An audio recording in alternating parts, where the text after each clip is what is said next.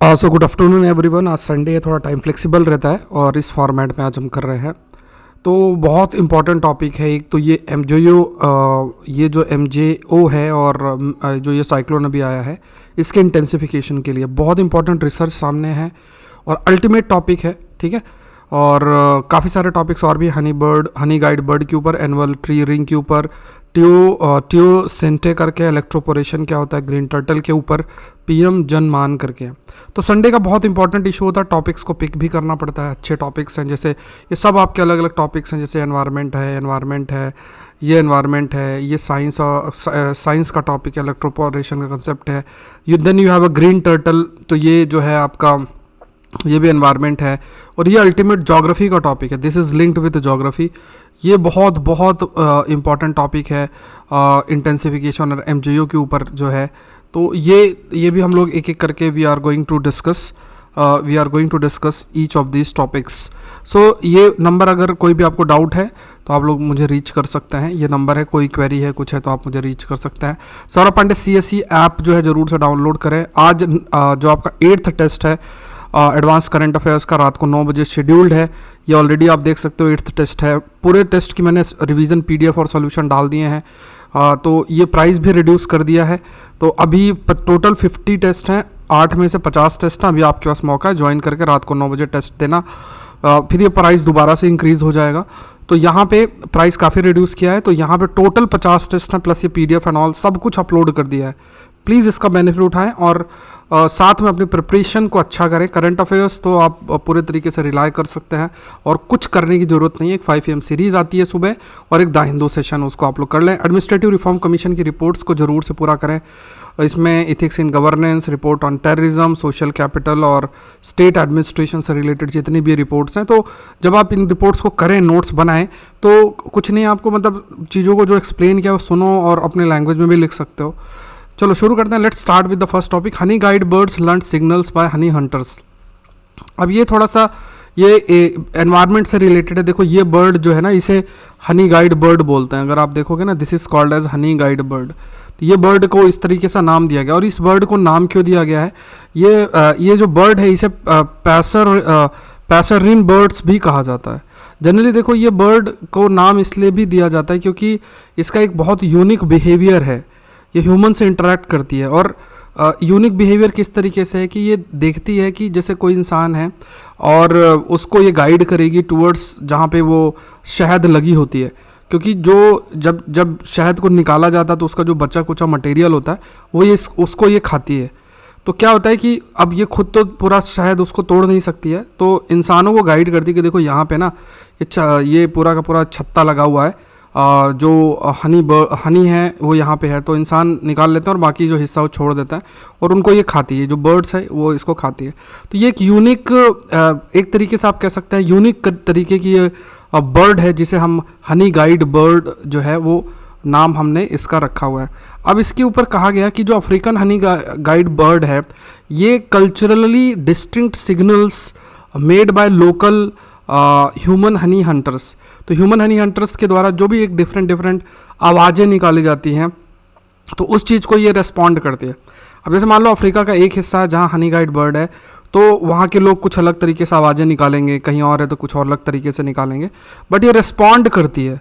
अगर देखा जाए तो उसी तरीके से ये रेस्पॉन्ड करती है। तो ये जो बर्ड्स है, इनका इस प्रकार से को इवोल्यूशन आपका हुआ है कि डिफरेंट जो लोकल ह्यूमन हनी हंटर्स हैं और उनके द्वारा जो भी ये सिग्नल और ये सब आपके किए जाते हैं उसको ये अंडरस्टैंड कर सकती है। एंड ये भी कहा गया कि ये जो आपका ग्रेट हनी गाइड के रूप में भी है, ये बर्ड जो है जानी जाती है। और जहाँ पे भी ये बी नेस्ट है, जहाँ पे पूरा हनी रखा जाता है, वहाँ तक इंसानों को लेकर भी जाती है। तो इसका एक बहुत ही यूनिक नेचर है और इसका ये चीज़ भी अभी हाईलाइट की गई है कि जो लोकल ह्यूमन हनी हंटर्स हैं उनके द्वारा जो डिफरेंट साउंड आपके निकाले जाते हैं उसको भी अंडरस्टैंड करती है। Let's move to the next topic, trees in wetter forest more sensitive to drought. अब यहाँ पे देखो ये टॉपिक आप ज्योग्राफी के अंदर भी इंक्लूड कर सकते हो, आप एनवायरनमेंट एस्पेक्ट में भी इस टॉपिक को इंक्लूड कर सकते हो। जब भी आप क्लाइमेट चेंज और उसके इम्पैक्ट के ऊपर कुछ बातें लिखते हो तो इसमें जो भी हम अभी डिस्कशन करेंगे तो उसको आप मेंशन कर सकते हैं। तो यहाँ पे कुछ बातें हैं। पहली चीज़ तो देख लो, ट्री रिंग के ऊपर देख लो, ये इसे हम ट्री रिंग बोलते हैं। इससे जो भी पेड़ होता है उसकी एज के बारे में भी पता चलता है।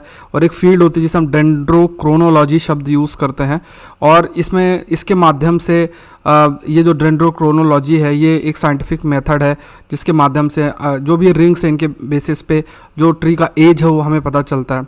अब ये जो एनुअल ट्री रिंग ग्रोथ है इसके बेसिस पे ये कुछ जानकारी आपकी इकट्ठा की गई और इसमें ये हाईलाइट किया गया है कि ऐसी जगह पे जहाँ पे जैसे मान लो बारिश ज़्यादा होती है और ऐसे जो पेड़ होंगे इन जगहों पे, तो जो पेड़ हैं वहाँ पे अगर सूखे की स्थिति आ जाती है तो वो ज़्यादा आपके अफेक्ट होंगे in comparison to the area जहाँ पे ज़्यादा आपकी रेनफॉल नहीं है, जैसे सेमी एरिड या एरिड रीजन है।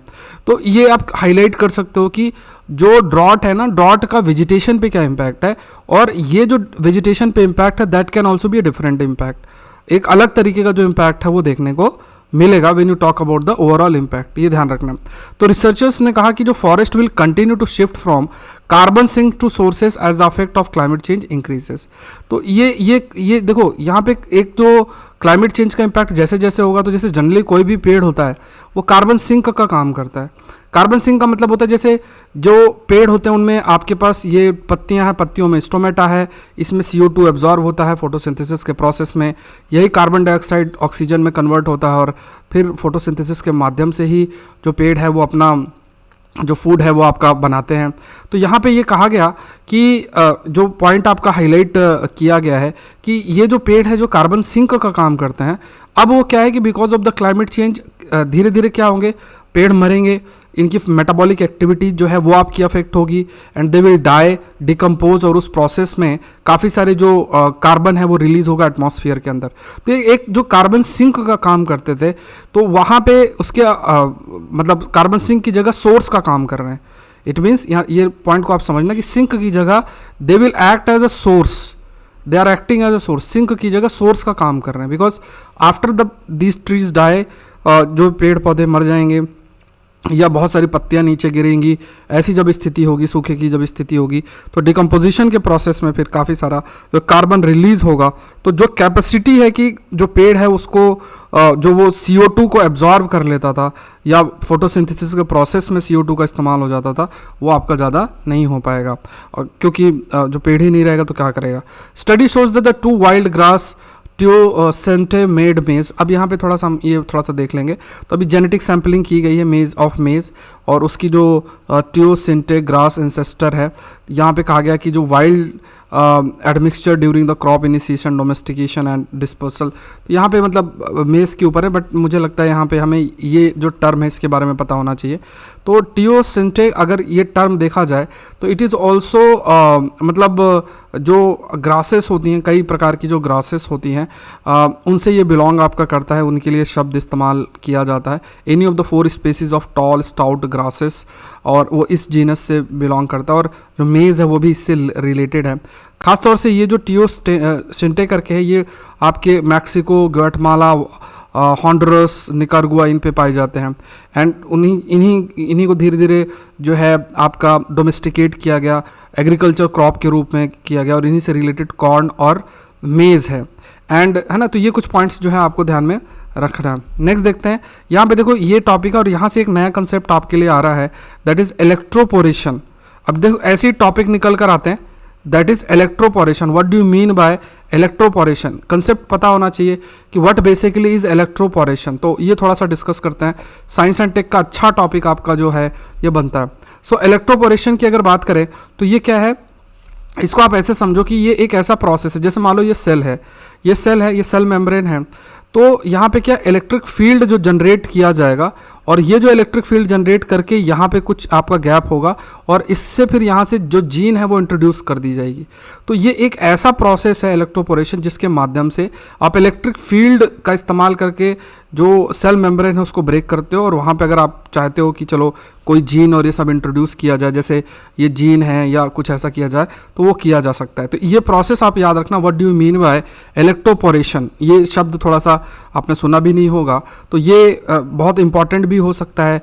ये कहा गया कि फ्यूचर के अंदर या ये जो प्रोसेस है, जो आपके सेल कोशिकाएं हैं, क्योंकि उसी के अंदर DNA है, वहीं पे जीन है, बहुत सारे चेंजेस करने की आपको ज़रूरत पड़ेगी। तो उस प्रोसेस में अगर एक्सपर्टीज इलेक्ट्रोपोरेशन के अंदर अचीव की जाए तो फिर कई सारे लेवल पे, अगर सेलुलर लेवल पे अगर आपको कुछ चेंजेस करने हैं, दैट कैन बी डन, ये आपका किया जा सकता है। ठीक है, तो you all are aware Monday to Saturday हमारी टाइमिंग 9 बजे आपका सेशन आ जाता है। सुबह 5 बजे 5 AM सीरीज़ है। इसके अलावा आज रात को 9 बजे संडे को एडवांस करंट अफेयर का टेस्ट है, प्लीज़ उसको अटेम्प्ट करें।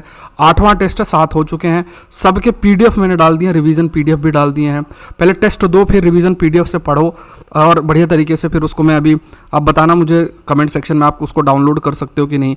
डाउनलोड करो, बढ़िया तरीके से पढ़ो और बहुत सारे टॉपिक्स कवर हो जाएंगे, आपको कुछ कहीं करने की ज़रूरत नहीं पड़ेगी। हाई क्वालिटी कंटेंट आपका रहेगा जो UPSC के लिए ज़रूरी है, तो सब उसमें आपको प्रोवाइड हो रहा है, PDF भी है। तो सौरभ पांडे CSE ऐप के अंदर है, टोटल 50 टेस्ट हैं, प्राइस भी मैंने रिड्यूस कर दिया है अभी फ़िलहाल के लिए, तो आप लोग उसका हिस्सा बने और टेस्ट ज़रूर से दें। मेरा ये मानना है कि आपको टेस्ट ज़रूर से देना चाहिए और रिवीजन PDF के माध्यम से अपना फिर टेस्ट भी रिवाइज करते रहना है।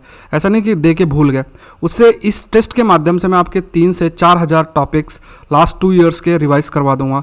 अल्टीमेट टॉपिक्स होंगे, आप टॉपिक्स या क्वेश्चंस देख के आपको आइडिया लग जाएगा, तो वो रहेगा। और उसके अलावा और भी चीज़ें मैं करूँगा, तो अभी अगर आप उस प्रोसेस को मेंटेन करेंगे तो बाद में आपको फरवरी मार्च में प्रेशर नहीं आएगा। सबसे बड़ा प्रेशर प्रीलिम्स में एक तो करंट अफेयर्स का होता है और दूसरा CSAT का होता है, तो ये थोड़ा सा अगर आप अभी से मेंटेन करके चलेंगे तो आपके लिए चीज़ें काफ़ी आसान होंगी, तो ध्यान रखें। सौरभ पांडे CSE ऐप के अंदर आपको मिल जाएगा। देखो, green turtle nesting range expand under warming climate.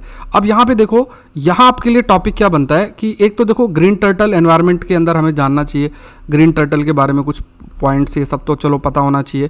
इसके अलावा क्लाइमेट चेंज का इम्पैक्ट बायोडाइवर्सिटी पर क्या होता है, ये प्रश्न बहुत इनका फेवरेट है, बन सकता है पहले भी कुछ इससे रिलेटेड इन्होंने पूछा भी हुआ है।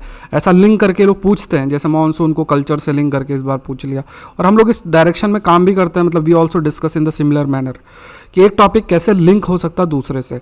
तो जैसे जैसे ग्लोबल टेम्परेचर आपका अगर बढ़ रहा है तो जो नेस्टिंग रेंज है ग्रीन टर्टल का वो बढ़ेगा। नेस्टिंग मतलब जो जहाँ पे ये अपने जैसे अंडे देना, बच्चे देना, ये जो ग्रीन टर्टल है वैसी जो कंडीशन है ग्रीन टर्टल के लिए वो आपकी इंक्रीज़ होती चली जाएगी। ये इंक्रीज़ हो सकता है बाय 60% पॉइंट है, और ये और जगह पे नॉर्थ अफ्रीका, इटालियन और ग्रीक कोस्ट लाइन, इन एरियाज़ में फर्दर इंक्रीज़ हो सकता है। और ये जो टेम्परेचर इंक्रीज़ है इसके पीछे तो हम ही लोग जिम्मेदार हैं। इवन ये भी अगर आपसे पूछे कि जैसे क्लाइमेट चेंज हो रहा है, इससे मैराइन इकोलॉजी पर क्या इम्पैक्ट पड़ता है, ये ऐसे टॉपिक्स से लोग पूछते हैं, मैराइन इकोलॉजी पर क्या पड़ता है, या मैराइन बायोडाइवर्सिटी मतलब समुद्र में की जो बायोडाइवर्सिटी है वहाँ पे क्या इम्पैक्ट पड़ता है, तो समुद्र की बायोडाइवर्सिटी पर क्या इम्पैक्ट पड़ता है, तब भी आप लिख सकते हैं। सो ये थोड़ा सा आपको ध्यान में रखना है। और यहाँ पे ये भी हाईलाइट किया था कि जैसे जो भी आपके ये टर्टल्स होते हैं तो इनकी जब हैचिंग होती है, जैसे एग से जब ये छोटू टर्टल निकलते हैं, तो ये जो छोटू टर्टल हैं इनका जो निकलना है और इनका जो जेंडर है वो टेम्परेचर, आउटर टेम्परेचर पर बहुत निर्भर करता है। तो अगर टेम्परेचर चेंज होगा तो ये जो है ये भी काफ़ी हद तक इससे अफेक्ट होगा। तो ग्रीन जो टर्टल है लार्जेस्ट सी टर्टल है और ये हर्बीवोर्स है, मतलब ये हर्बीवोर से पत्तियाँ और ये सब जो वहाँ पे फाइटोप्लैंक्टन्स और ये सब आपका खाता है। ग्रीनिश कलर है, ये बेसिकली उनका जो नीचे का हिस्सा है फैट है, मतलब इनका जो ऊपरी कवर है वो ग्रीन कलर का नहीं होता, उसके नीचे जो कार्टिलेज होते हैं जो बोन और इन सबको कनेक्ट करता है वो ग्रीनिश थोड़ा सा होता है, और है ना, तो ये एक फैक्टर थोड़ा सा याद रखना है। और ईस्टर्न जो पैसिफिक रीजन में जो ग्रुप ऑफ ग्रीन टर्टल्स हैं उनका जो ऊपरी कवर है वो डार्क होता है, उन्हें डार्क टर्टल्स भी बोला जाता है लोकल कम्युनिटी के द्वारा। और ग्रीन टर्टल्स मेनली ट्रॉपिकल, सब ट्रॉपिकल वाटर में पाया जाता है। ट्रॉपिकल जैसे जो आपके ट्रॉपिक ऑफ कैंसर और कैप्रिकॉन के बीच में जो रीजन है उसे हम ट्रॉपिकल बोलते हैं।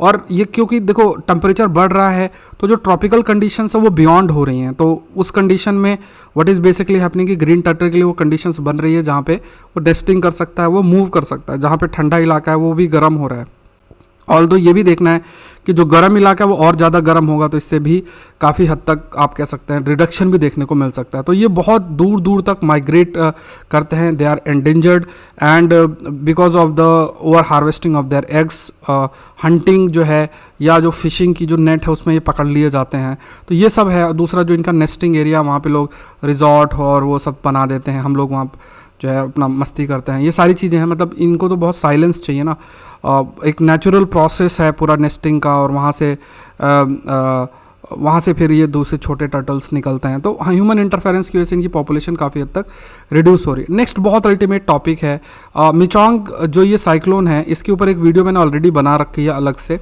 अब ये मिचोंग साइक्लोन से रिलेटेड एक और इंटरेस्टिंग चीज़ आपको देखना है कि इसमें अब ये पूछा गया कि क्यों इंटेंसिफिकेशन, वाई इंटेंसिफिकेशन।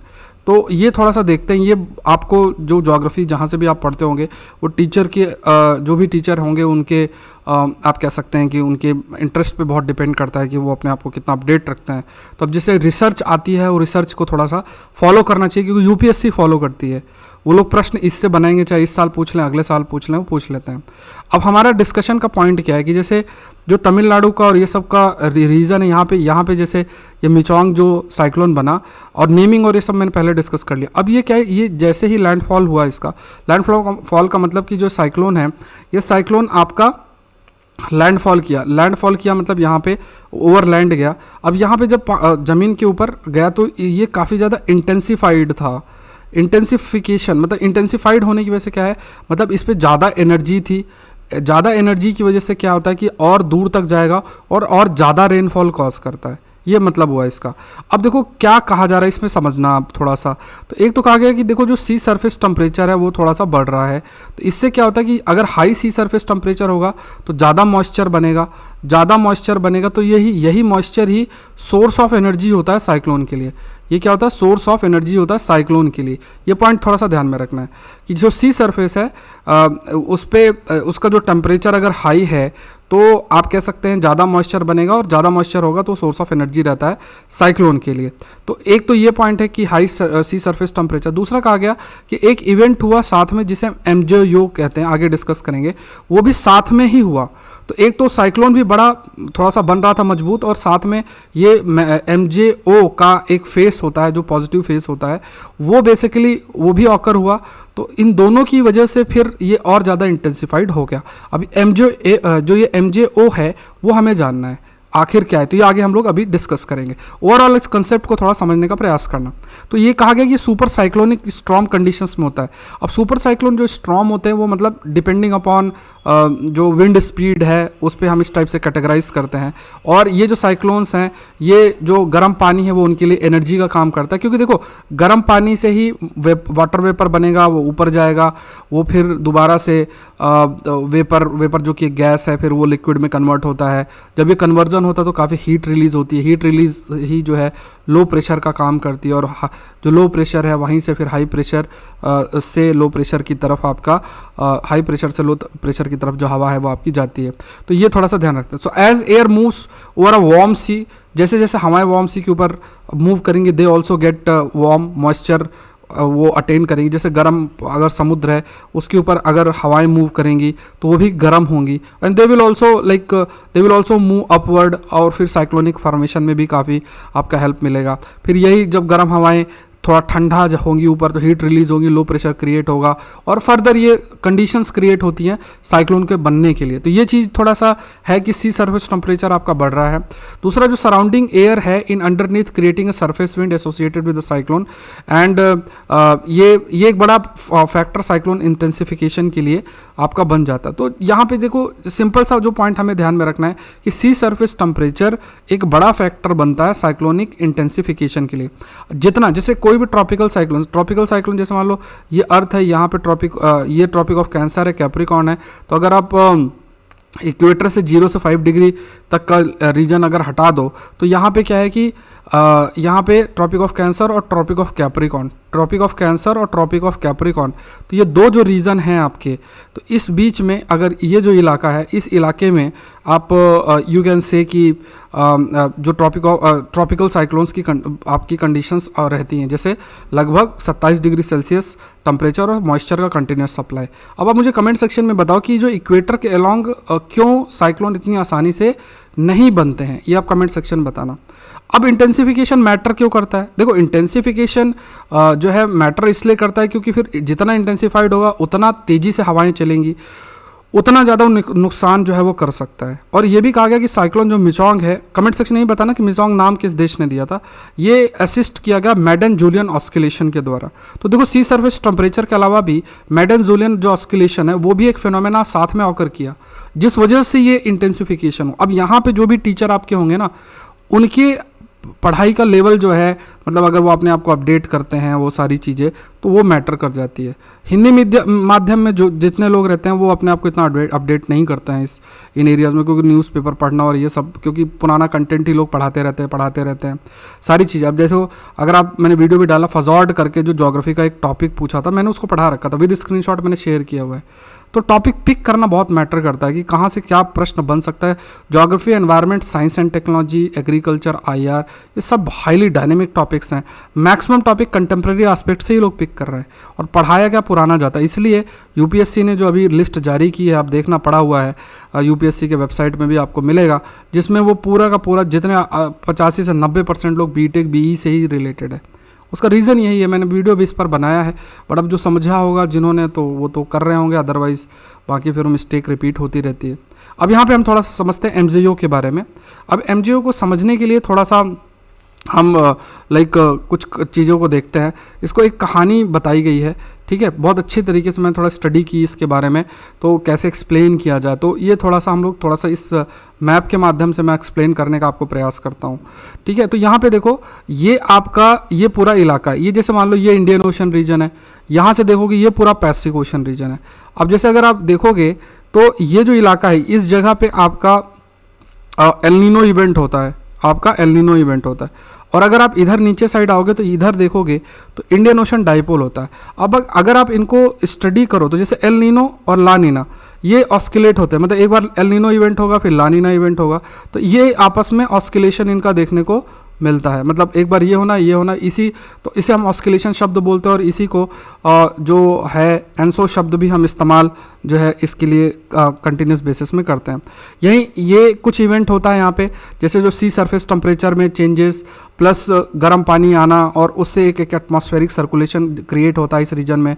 इसी तरीके से इंडियन ओशन डाइपोल पॉजिटिव या नेगेटिव जो है वो आपका क्रिएट होता है। तो ये यहाँ पे भी क्या होता है, जैसे गर्म हवाएं इधर से इधर मूव कर गई, फिर गर्म हवाएं इधर से इधर मूव कर गई, जो पानी जो होता है साथ में ही मूव कर गया, तो एल नीनो ला नीना इवेंट उससे रिलेटेड है। मैं इसको बहुत डिटेल में एक्सप्लेन नहीं कर रहा हूँ कि एल नीनो क्या है, ला नीना क्या है, या इंडियन ओशन डाइपोल क्या है, क्योंकि हमने ऑलरेडी डिस्कस किया। अब मेरा पॉइंट है अभी एमजीओ को समझना, तो इसको थोड़ा समझना। इसमें इन्होंने एक बहुत अच्छी बात बोली है कि जैसे क्या होता है कि मान लो एल नीनो इवेंट है या इंडियन ओशन डाइपोल का इवेंट है, वो एक जगह होगा, मतलब अगर वो होगा तो इसी जगह रहेगा, और अगर इंडियन ओशन डाइपोल है वो यहाँ रहेगा, सिंपल सी बात है। लेकिन लेकिन अगर आप जैसे फॉर एग्जांपल इन्होंने एक कहानी बताई है कि जैसे मान लो जो भी एनसो इवेंट है, जैसे एल नीनो जैसे ये इवेंट है, इसे आप एक कंसीडर करो कि एक स्टेशनरी एक्सरसाइज बाइक है। सपोज करो जिससे होता है ना, जब जिम जाओगे तो वो साइकिल होती है, उस पर बैठे हो, एक जगह पे बैठे हो और उसमें जो है आप साइकिल पैडल करते जा रहे हो, तो ये एक्सरसाइज बाइक है। तो आप सपोज करो कि ये समुद्र है और वो समुद्र में एक स्टेशनरी बाइक रखी हुई है और उसको आप घुमा रहे हो, मतलब वो मूव नहीं करेगा, बट जो भी उसका इम्पैक्ट एक जगह ही होगा। लेकिन एक दूसरी इमेजिन आप करो कि एक ऐसी बाइक भी है जो क्या है, इधर से लेके मूव कर रही है, ऐसे करके मूव कर रही है, मतलब ये स्टेशनरी नहीं है।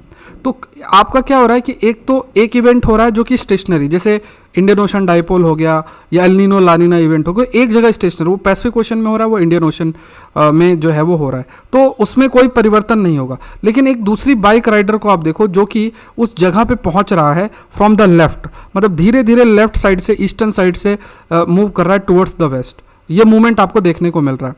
तो ये क्या होगा, ये जो स्थिति होती है, मतलब ऐसा जो क्लाइमेटिक इवेंट एक प्रकार का होना जो कि ऐसे मूवमेंट करता है, जैसे लेफ्ट से लेकर राइट की तरफ ऐसे मूव करेगा और अपने साथ कई फेनोमेना कैरी करता है, आगे हम देखेंगे भी। तो ये जो इवेंट है इसे मैडन जूलियन ऑस्किलेशन बोलते हैं। ये रेनफॉल कर भी सकता है और ये रेनफॉल नहीं भी कर सकता है। तो आप ये समझना कि जैसे सपोज करो कि यहाँ लेफ्ट से लेकर राइट की तरफ कुछ आपका जो कंडीशंस हैं, हवाएं हैं, वो इस तरीके से मूव करेंगी, टूवर्ड्स स्लोली मूव करती हैं।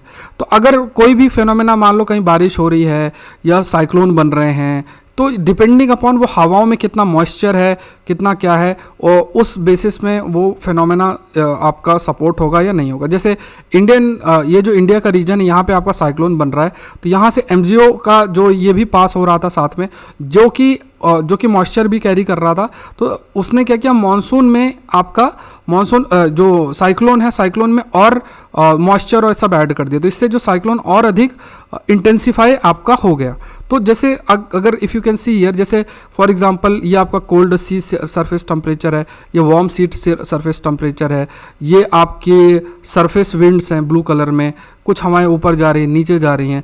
तो ये जो आपका एमजीओ इवेंट होता है उसमें क्या है कि इस तरीके से हवाएं ऐसे मूव करेंगी, उनमें मॉइस्चर्स भी होगा और स्लोली मूव कर जो है वो आपका करेगी। जैसे अभी हमने डिस्कस किया कि आप इमेजिन करो कि एक जो एक्सरसाइज वाली साइकिल है, एक जगह है, आप पैडल तो मार रहे हो, सब कुछ हो रहा है, लेकिन वो आगे मूव नहीं करेगा। तो वो है समुद्र में एक जगह, एक मान लो कि ऐसा एक इवेंट है जो एक जगह स्टेशनरी। दूसरा जो आपका एक बाइक है जो कि एक लेफ्ट से राइट की तरफ जा रही है, तो एक बाइक लेफ्ट से राइट की तरफ जा रही है, तो वो क्या है, साथ साथ में आप देखोगे तो वो स्टेशनरी जो बाइक है उसको भी बाईपास करके जाएगी। तो यहाँ पे आप मानो कि जैसे मान लो कोई भी इवेंट होगा, चाहे साइक्लोन बनना या एल नीनो इवेंट या इंडियन ओशन डाइपोल, कोई भी इवेंट होगा, तो उसको बाईपास करते हुए जो है वो आपका ये हवाएं आपकी जाएंगी। तो ये जो स्थिति है या जो ये हवाएं धीरे धीरे स्लोली जो मूव कर रही हैं, इन्हें इसी को हम जो है मैडन जूलियन ऑस्किलेशन शब्द जो है इसके लिए हम इस्तेमाल जो है वो करते हैं। तो ये धीरे धीरे ईस्टवर्ड मूविंग डिस्टर्बेंस, तो ये जो है बेसिकली क्या है, it is the east, MgO की अगर डेफिनेशन पर्टिकुलर देखोगे तो ईस्टवर्ड मूविंग डिस्टर्बेंस है, क्लाउड, रेनफॉल, विंड, प्रेशर, जो पूरे प्लैनेट में एक जगह से दूसरी जगह जो है मूव करेगा, और ये लगभग 30 से 60 दिन तक ऑन एन एवरेज आपका रहता है। तो ये थोड़े से पॉइंट्स आपको ध्यान में रखना है कि ये क्या है, एमजीओ क्या है, ईस्टवर्ड मूविंग डिस्टर्बेंस है, जिसमें क्लाउड्स भी हैं, रेनफॉल भी हैं, विंड्स भी आपकी प्रेजेंट रहती है। तो ये बेसिकली इसे इंट्रा सीजनल ट्रॉपिकल क्लाइमेट भी कहा जाता है, मतलब वेरिएशन देखने को मिलता है। और ये पहली बार आपका 1970 में डॉक्टर रोलैंड मैडन और ये जूलियन है उनके द्वारा ही इसको डिस्कवर किया गया था, तो जब वो विंड और ये सब कुछ स्टडी कर रहे थे, और उसके बाद ही ये नाम आपका पड़ा। तो इसके दो पार्ट्स होते हैं, पहला एक ऐसा हिस्सा जो कि रेनफॉल को इन्हांस करता है, और एक दूसरा जो है रेनफॉल को रिड्यूस करता है। तो डिपेंडिंग अपॉन कौन सा पार्ट जो है, कौन सा फेस किस जगह पे है, उस बेसिस में वो रेनफॉल कॉज भी कर सकता है और नहीं भी कर सकता है। तो strong MgO activity often dissect the plant into half, one half with in the enhanced convective face and other half जो है सप्रेस्ड कन्वेक्टिव, क्योंकि देखो ईस्टवर्ड मूवमेंट है, पूरा ईस्टर्न साइड पूरा मूव कर रहा है, और साथ में उसमें क्लाउड्स, रेनफॉल सब कुछ है। तो एक हिस्सा जो होगा, जो पार्ट होगा उसका, वो रेनफॉल बढ़ाएगा, एक हिस्सा होगा जो रेनफॉल को रिड्यूस करेगा। तो अब पूरा जब मूवमेंट होगा तो कुछ जगह पे रेनफॉल होगी, कुछ जगह पे रेनफॉल आपका नहीं होगी। सो टू फेसेस, अब इसी वजह से इसको ऑस्किलेशन शब्द बोला जाता है, क्योंकि एक फेस में रेनफॉल हो रहा है, दूसरे फेस में आपका रेनफॉल नहीं हो रहा। So this entire dipole propagate eastward, हमेशा मूवमेंट जो है ईस्टर्न से वेस्टर्न साइड की तरफ होता है। जैसे ये ईस्टवर्ड मूवमेंट है, अब यहाँ देखो यहाँ पे बारिश होगी और यहाँ पे नहीं होगी, तो इस प्रकार से ये आपका मूवमेंट पूरा होता है, और ये अपने साथ बहुत सारी चीज़ें भी कैरी करता है at the same point of time. ठीक है, तो ये पॉइंट्स आप थोड़ा सा नोट कर लेना। नेक्स्ट देखते हैं, आई होप ये समझ में आएगा। सेशन को लाइक करें, चैनल को जरूर से सब्सक्राइब करें, और मंडे टू सैटरडे जो होगा सेशन आपका 9 बजे 9 सवा 9 तक आ जाता है। उसके अलावा 5 AM सीरीज़ आपकी रहती ही है, और ये संडे को थोड़ा टाइम फ्लेक्सिबल रहता है, क्योंकि अब इस फॉर्मेट में मैं कर रहा हूँ, वैसे आपके सामने आके करता हूँ, संडे को थोड़ा सा फ्लेक्सिबिलिटी ले लेते हैं। चलो नेक्स्ट देखते हैं, इसमें PM जनमान करके योजना है, गवर्नमेंट स्कीम कंटेक्स्ट में आप रोक सकते हो। तो ट्राइबल अफेयर मिनिस्ट्री ने अभी हाल में ये कहा है कि जो पर्टिकुलरली वनरेबल ट्राइबल ग्रुप है हमारे, वो डिक्लाइन, उनके नंबर आपके नहीं हो रहे हैं, जो इन्फॉर्मेशन अभी मिली है। अब इसमें अगर PVTGs की बात करें तो प्रिमिटिव ट्राइबल ग्रुप है, ये डिफाइन किए जाते हैं एज अ ट्राइबल कम्युनिटी, जिसमें इनकी जो पॉपुलेशन है वो डिक्लाइन कर रही है या बढ़ नहीं रही है, और बहुत ही पुरानी जो टेक्नोलॉजी का इस्तेमाल करते हैं, मतलब पुराने समय की जो चीज़ें हैं उनके बेसिस में चीज़ें रन हो रही हैं। आर्थिक लेवल में बैकवर्डनेस, लो लिटरेसी, ये सब देखने को आपका मिल रहा है, और मेनली ये जो रिमोटेस्ट एरिया है वहाँ पे आपके रहते हैं, ऐसी जगह पे रहते हैं, इनएक्सेसिबल एरिया है, और ऐसी लगभग 75 ऐसी कम्युनिटीज़ हैं 18 स्टेट्स के अंदर जो PVTGs के अंदर कैटेगराइज है। तो ये डेफिनेशन थोड़ा PVTGs का याद रखना। अभी कैबिनेट जो है उसने अप्रूव किया है 24,000 करोड़ अंडर प्रधानमंत्री जनजातीय आदिवासी न्याय महाअभियान, PM जनमान जिसे हम कहते हैं। एंड यहाँ पे लगभग road, power, homes, mobile connectivity, सारी डिफरेंट जो फैसिलिटीज़ हैं वो आपका इस रीजन के अंदर प्रोवाइड किया जाएगा। और यहाँ पे कुछ चीज़ें जैसे 15,000 करोड़ जो है एक्सपेंडिचर 3 साल के अंदर आपका स्पेंड किया जाएगा, मेनली जो बेसिक फैसिलिटी और ये सब प्रोवाइड करना। और ये जो पैसा है लगभग इसमें सेंटर का जो शेयर होगा लगभग 15,000 करोड़ होगा, और रिस्पेक्टिव जो स्टेट गवर्नमेंट का शेयर होगा that will be around 8,768 crore रहेगा। तो कुछ फैक्ट्स आपको ध्यान में रखना है। कोई क्वेरी है तो आप मुझे इस नंबर पे रीच कर सकते हैं। और आज जो है सौरभ पांडे CSE ऐप के अंदर जो 8th टेस्ट है संडे का, वो प्लीज़ उसको अटेंड करें। और ये देखो ऑलरेडी शेड्यूल्ड है, रात को 9 बजे शेड्यूल्ड है। सारे PDF मैंने डाल दिए हैं, आप देख लो, सारे PDF डाल दिए हैं। रिवीजन PDFs हैं, इनको डाउनलोड करके रिवीजन आप करते रहो, बढ़िया तरीके से पढ़ते रहो जरूर से। और एडवांस करंट अफेयर्स का अपना ही एक मजा है, ये ध्यान रखना। प्राइस भी मैंने रिड्यूस कर दिया है, तो ये सब का भी बेनिफिट आप उठाएं। और ये ARC रिपोर्ट की जो कोर्स है इसको भी ज़रूर से फॉलो करें सौरभ पांडे CSE ऐप के अंदर। सारी रिपोर्ट्स की क्लासेस भी ऑलरेडी हैं। एग्रीकल्चर ऑप्शनल का सेकंड बैच भी मैं जल्द लेकर आ रहा हूँ। मिलता है नेक्स्ट सेशन के अंदर। सेशन को जरूर से लाइक करें, चैनल को जरूर सब्सक्राइब करें। Thank you everyone, thank you.